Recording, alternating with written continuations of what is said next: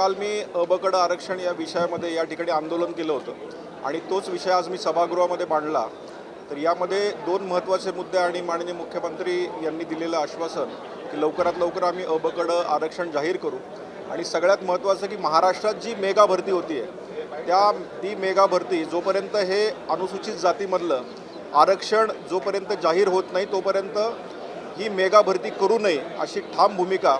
या ठिकाणी मी मांडली आणि त्याला माननीय सरकार आणि माननीय मुख्यमंत्री यांनी प्रतिसाद दिलेला आहे। मी आपल्या सगळ्या पत्रकारांच्या माहितीसाठी सांगतो की अनुसूचित जातीमधले 59 जे घटक आहेत जे खऱ्या अर्थानं वंचित आहेत त्यांना न्याय मिळण्यासाठी आपण सगळ्यांनी या बातमीला तेवढंच महत्त्व दिलं पाहिजे, कारण ह्या 59 जाती आत्तापर्यंत वंचित आहे आणि डॉक्टर बाबासाहेब आंबेडकरांना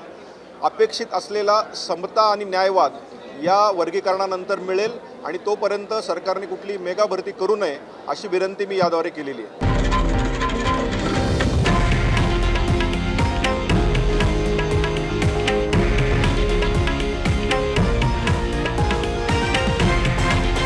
हे आहे देशातील नंबर 1 न्यूज नेटवर्क आणि आपण पाहत आहात TV9 मराठी,